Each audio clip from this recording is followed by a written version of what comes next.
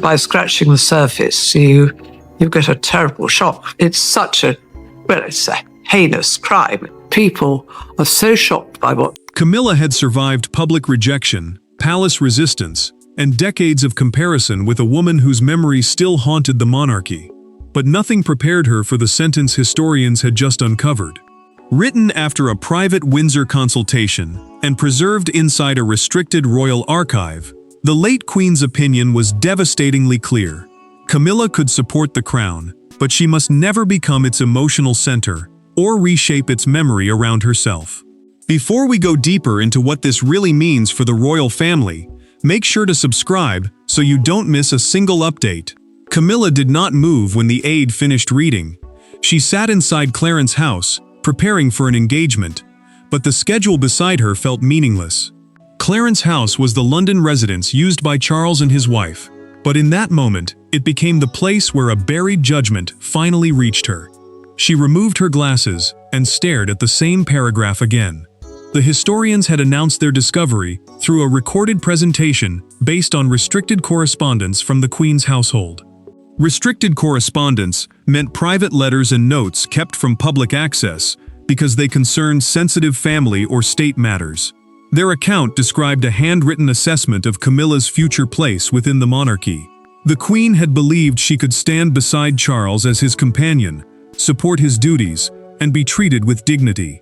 But she must never control the crown's emotional legacy, family memory, or public identity.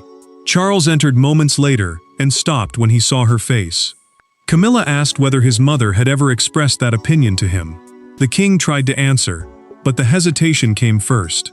That silence carried its own verdict. She had spent years believing service had erased suspicion, yet the hidden sentence suggested acceptance had always come with limits. The judgment mattered because emotional authority could shape memorials, royal archives, charitable patronages, and the story future generations inherited. A royal archive was the protected collection of letters, records, and papers, preserving the monarchy's history.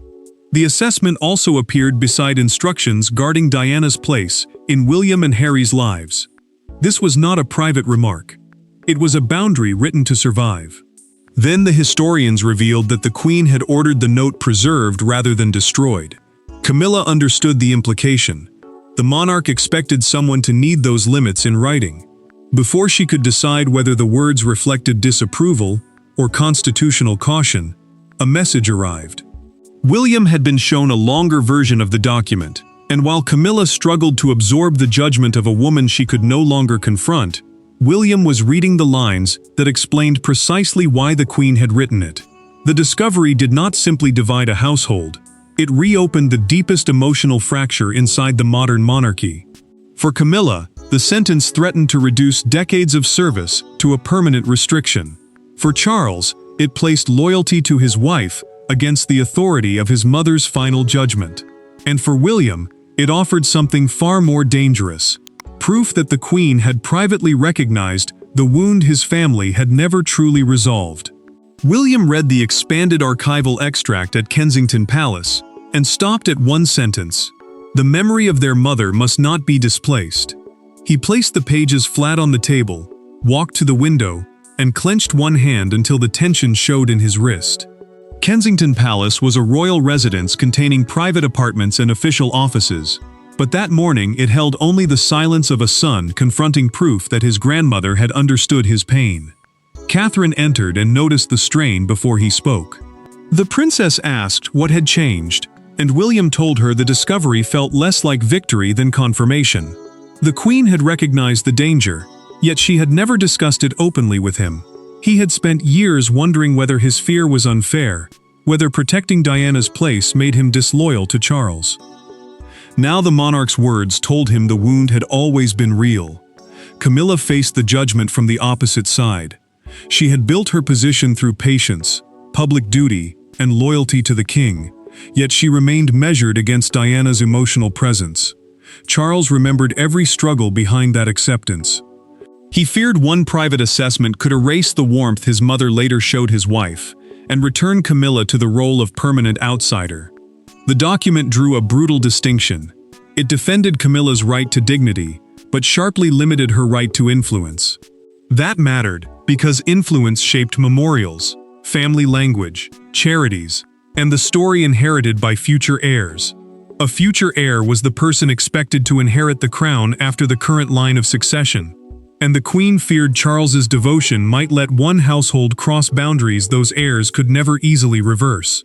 Then William found a second handwritten annotation. It linked the warning to one particular royal ceremony, an evening he remembered with painful clarity. Catherine watched his expression harden as the date became clear. The Queen had not acted from vague suspicion. Something specific had forced her to create a permanent safeguard, and that painful truth made his next decision impossible for him to avoid any longer. To understand why the Queen placed those limits on paper, the historians had to return to the evening when one seemingly minor alteration changed everything. The Queen's private opinion had not emerged from years of vague discomfort. It had been triggered by one precise moment. During preparations for a closed family memorial, marking an anniversary of Diana's death, Camilla's household requested that several personal references be softened to protect Charles from renewed embarrassment. The change appeared administrative, harmless even. But when the Queen saw William's reaction at Windsor, she understood that the request had crossed an emotional boundary no palace protocol could excuse. William found the altered program only minutes before the family was due to gather. The memorial had been arranged at Windsor for the Queen, Charles, William, Harry, and a small circle of senior relatives. A memorial program was the printed order of readings, prayers, and personal tributes used during a remembrance service.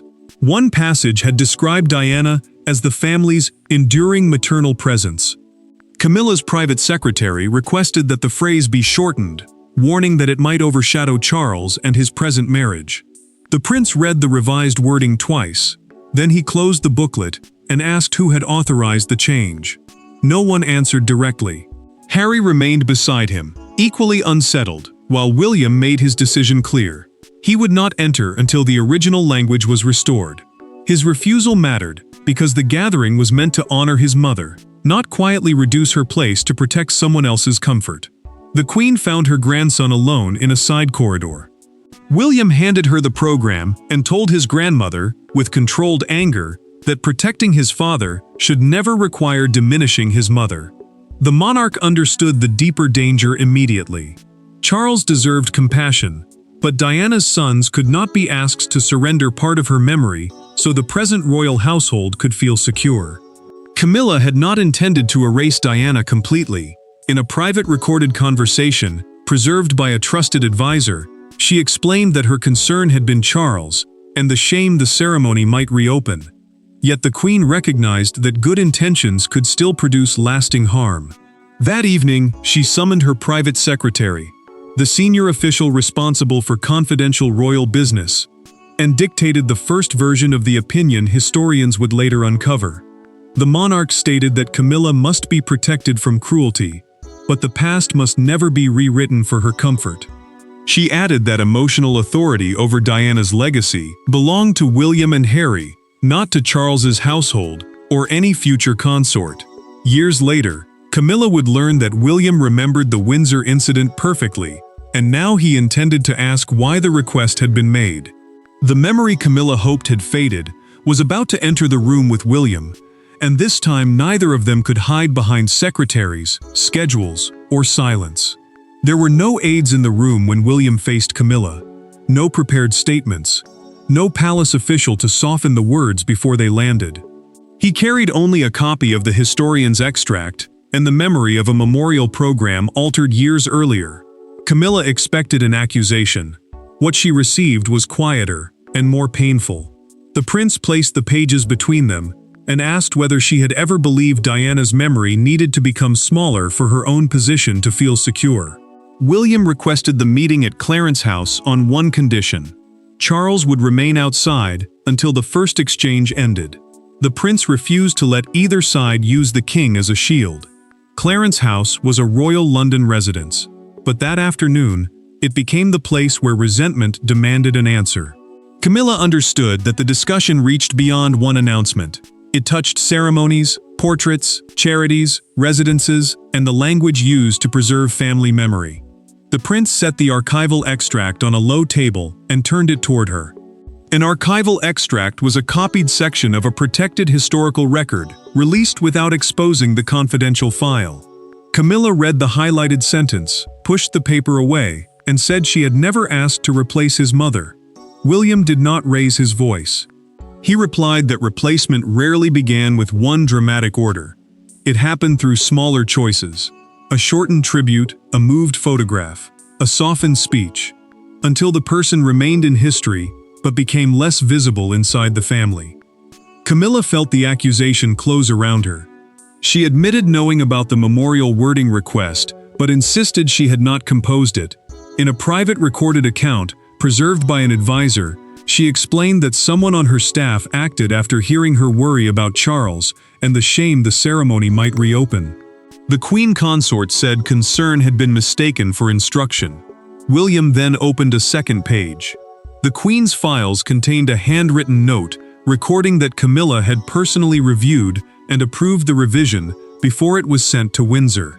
That mattered because it turned a misunderstanding into a conscious decision. It also mattered because the future king had spent years questioning whether his distrust was unfair. Camilla looked down and whispered that protecting Charles had never meant wounding his son. William answered that intention could not erase consequence. Before either could continue, the door opened.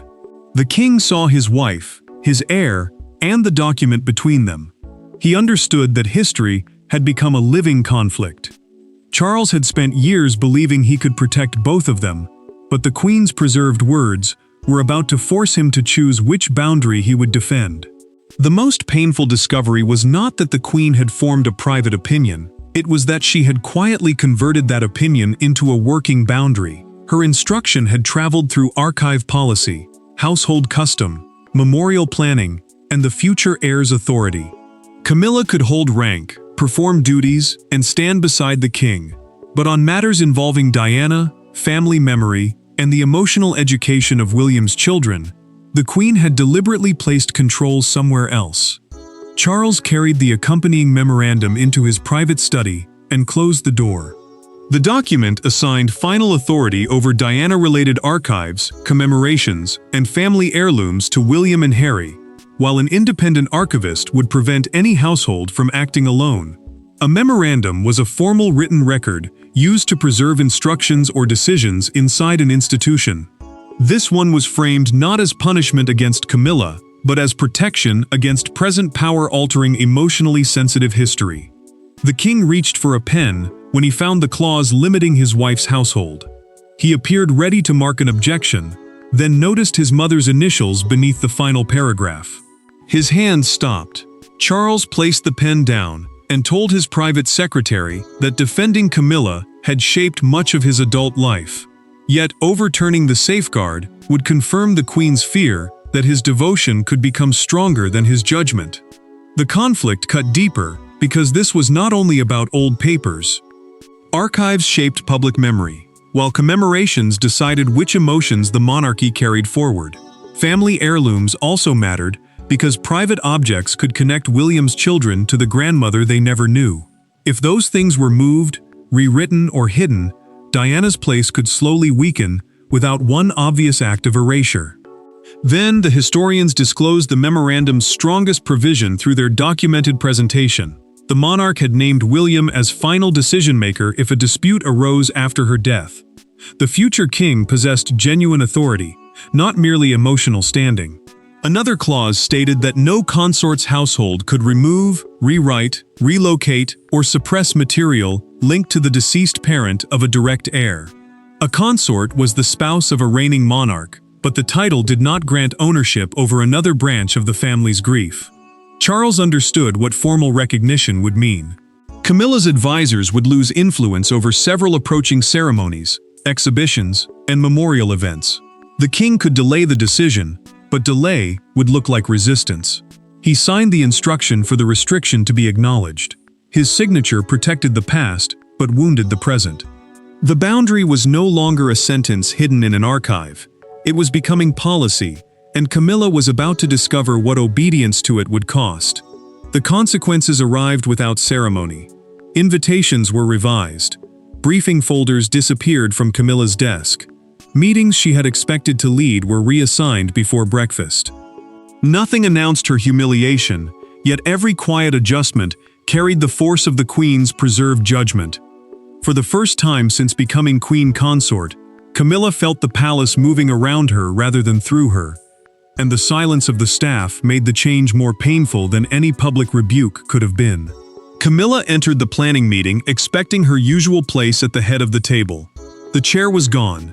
A courtier approached quietly and directed her to a seat beside Charles, while William's folder rested at the center. The king's office had formally confirmed that the prince would supervise every coming decision involving Diana. Camilla's household would receive information, but it would hold no power to approve, delay, or rewrite anything. William opened the meeting without triumph. He explained that a charitable exhibition containing Diana's personal objects had been transferred from a joint royal committee to a board chaired by him and Catherine. A royal committee was a formal group created to manage official projects, while a charitable exhibition was a public display designed to support awareness or fundraising. The change mattered because the exhibition would shape how a new generation understood Diana's work. It also mattered because Camilla's office had expected to control its opening message. Camilla completed the discussion without protest. She answered when required, thanked the staff, and left before anyone could offer sympathy. Inside her sitting room, she closed the door and pulled the ribbon from her briefing folder with trembling fingers. Years of service had earned her rank, but not security. The Queen Consort now understood that acceptance could remain conditional, even after the crown was placed upon her head. Charles entered later and admitted the truth. He had approved the changes before telling her because he believed a private decision would spare her a larger public humiliation. Camilla heard only betrayal. She asked why her husband had allowed her to walk into that room unprepared. The king replied that challenging his mother's memorandum would destroy the boundary he had just promised to defend. Then 2 longtime advisors resigned after Charles made clear that no official challenge would be permitted. Their departure exposed how much influence Camilla had already lost. Her anger remained fierce until another message arrived. Catherine requested a private meeting, not to accuse her, but to offer a path neither Charles nor William had ever considered. In the quiet after the doors closed, Catherine stepped across the division, carrying no document, no demand, and perhaps the only chance Camilla had left. Catherine did not arrive to defend William or excuse Camilla. She came without aids, and asked that the tea remain untouched until they had spoken honestly. The future queen understood something the others had missed. Removing authority did not require removing dignity. Camilla expected a carefully disguised warning. Instead, Catherine told her that accepting the queen's boundary could become the strongest act of service she had ever performed, and the first decision no one could interpret as ambition. Catherine chose Clarence House because a palace office would have turned every sentence into a negotiation. She wanted no private secretaries, no written positions, and no one waiting outside to report which woman had gained ground. A private secretary was the senior official who managed a royal figure's confidential and official business. This conversation needed to belong only to the 2 women living inside the consequences. Camilla listened as Catherine acknowledged the hostility she had endured. The future queen did not dismiss the years of public comparison, nor the cruelty attached to Diana's memory. Yet she made one distinction clear. Personal suffering could not grant anyone ownership over another family's grief. William had lost his mother. Charles had carried guilt. Camilla had carried rejection. None of those wounds gave one person the right to shrink another. Camilla finally asked the question she had avoided for years. Would William ever see her as anything more than the woman who followed Diana? Catherine paused before answering. Affection might never come, she said, and trust could not be demanded. But respect remained possible. If Camilla stopped fighting the boundary that protected his mother. The Queen Consort then admitted the truth in a private conversation no advisor could soften. She had approved the memorial revision because she feared Charles would spend the evening trapped between guilt and duty. She wanted to protect him from being judged again. Now she accepted that protecting the king had wounded his son. Catherine offered a path forward. Camilla could voluntarily endorse the Queen's memorandum and withdraw from every Diana-related decision before Charles imposed further limits. A memorandum was a formal written record preserving an instruction or policy. By accepting it freely, she could turn defeat into restraint.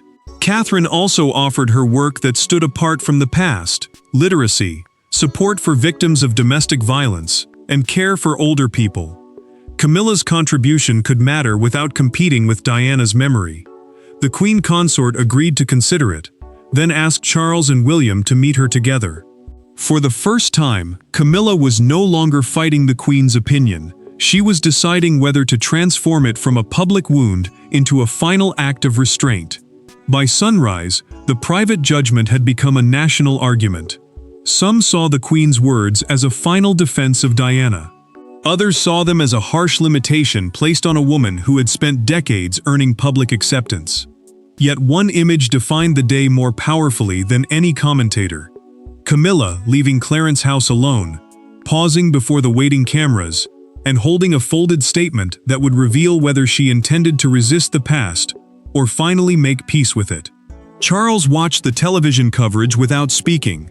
One broadcaster described the historian's discovery as an unprecedented glimpse into the way the Queen separated personal acceptance from emotional authority. Emotional authority meant the power to shape how the royal family remembered its deepest relationships and losses. The distinction mattered because the monarch had welcomed Camilla as her son's wife while still protecting Diana's place within William's life. The king heard commentators ask whether his devotion had blinded him to the pain his son carried. He lowered the volume, but did not turn the screen off. Palace officials had prepared two responses, one defending Camilla's years of service, and another accepting the Queen's safeguard without challenging it. Charles knew the first might deepen the conflict. The second would leave his wife standing alone before the nation. William refused to treat the revelation as a victory. He told Catherine during a private conversation that he wanted his mother's place protected, not another woman publicly destroyed. The prince understood that humiliation would repeat the same cruelty the Queen had tried to prevent. Catherine reminded him that restraint now mattered as much as truth, because the monarchy's response would show whether memory could be defended without becoming revenge. Then, one newspaper captured the national mood. Its front page showed the Queen beside a younger William, beneath the headline, her final line, "Diana's memory must not be moved." Outside Buckingham Palace, a small crowd gathered. Some held photographs of Diana. Others carried handwritten messages calling for dignity toward both women. Buckingham Palace was the monarch's principal official London residence, and the gathering outside its gates turned a private family wound into a public moral judgment. Camilla finally stepped toward the cameras. Through a prepared statement read in her own voice, she announced that she would honor the Queen's instruction fully and withdraw from decisions involving Diana's memory. She did not defend herself. She did not blame advisors, but she added that her most important words would be spoken privately to the family immediately afterward. The nation had heard Camilla surrender authority, but only Charles and William would hear what she was finally prepared to admit. The final meeting lasted less than an hour, but it ended a struggle that had shadowed the monarchy for decades. Camilla entered carrying the Queen's memorandum and placed it before William without argument. Charles sat between them, no longer attempting to rewrite one person's pain to protect another. What followed was not forgiveness in the simple sense. It was something harder, an agreement that Diana's memory would remain untouched, Camilla's service would continue, and neither woman's place would require the destruction of the other. Camilla opened the declaration and signed beneath the Queen's preserved instruction. A declaration was a formal written statement, confirming a decision and making its meaning clear. Her signature recognized William's authority over Diana-related archives, memorials, possessions, and family commemorations. The act mattered because those records shaped how future generations would understand his mother. It also mattered because the Queen Consort was surrendering influence by choice rather than waiting for another restriction. Charles approved a permanent household protocol moments later. A household protocol was a binding set of rules governing how royal offices handled sensitive family matters. It prevented future consorts, advisors, or staff from altering the legacy of a deceased parent without the direct heir's consent. The king understood that the rule reached beyond Camilla. It protected every future family from the temptation to make painful history more convenient. Camilla then turned toward William and admitted that the memorial revision had been wrong. She explained through the private meeting's documented account that her desire to protect Charles had blinded her to what the altered words meant to a son defending his mother. The prince did not offer instant forgiveness. He thanked her for acknowledging the harm and promised that he would never use the queen's judgment to humiliate her publicly. Charles finally understood his mother's true warning. She had not rejected his wife. She had recognized that love, guilt, and royal power became dangerous when they were allowed to rewrite memory. The monarch accepted that protecting Camilla could never require reducing Diana, just as protecting Diana's legacy could never justify destroying the woman who followed her. Camilla kept her title, duties, and charitable platform, but her role changed. Her future influence would rest on literacy, elder care, and support for victims of domestic violence, not on control over the monarchy's emotional history. The revelation defeated no one. It restored no lost life, but it forced the crown to accept that dignity could never be built through replacement. The Queen's hidden opinion had entered history not as a weapon against Camilla, but as a final boundary, one that allowed the monarchy to remember Diana, respect the present, and move forward without demanding that either woman disappear. Thanks for watching. Please don't forget to like and subscribe, and we will see you in next one.